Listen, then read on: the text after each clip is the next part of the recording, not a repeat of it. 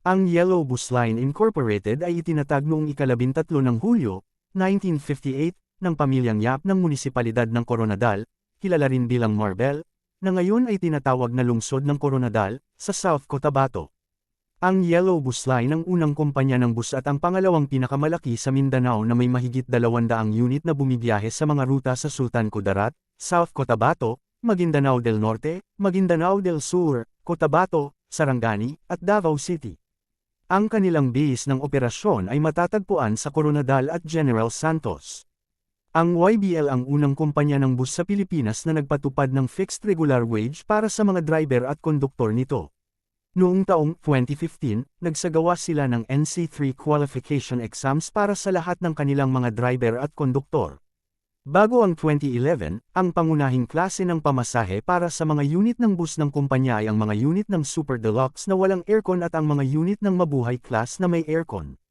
Noong 2011, nang bumili sila ng mga unit ng Higer Bus at Yutong mula sa China, ipinakilala nila ang unit ng Premier Class na may koneksyon sa internet na Wi-Fi.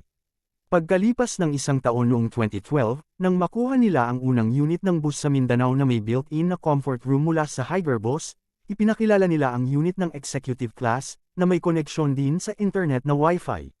Noong Marso 2017, nakuha nila ang kanilang mga unang unit ng bus mula sa Angkay. Noong Hunyo ng parehong taon, bumili rin sila ng mga unit mula sa Jongtong. Noong ika-5 ng Hulyo, 2019, pumasok ang kumpanya sa General Santos Kidapawan, na siyang unang pagkakataon na nagserbisyo ito sa isang lugar sa Cotabato.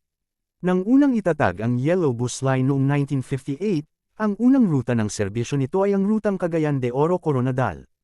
Gayunpaman, ang nasabing ruta ay itinigil noong taong 1978, at ginamit ang rutang Davao General Santos Marbel na noon ay bagong bukas na patuloy nilang pinaglilingkuran hanggang sa kasalukuyan.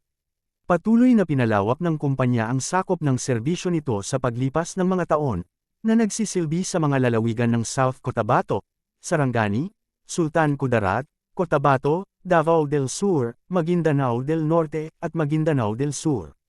Ang mga rutang pinaglilingkuran ng Yellow Bus Line ay General Santos Isulan, via Tacurong; General Santos Esperanza, via Surala at Isulan; General Santos Maitom, via Kiamba; General Santos Kidapawan, via Dato Paglas at Malang; General Santos Coronadal. Ang mga placard at LED ay ipinapakita bilang Marbel. Davao City General Santos, ang mga placard at LED ay ipinapakita bilang Gensan. Davao City Tacurong, via Malang; Davao City Coronadal, sa pamamagitan ng General Santos. Coronadal Isulan, via Tacurong.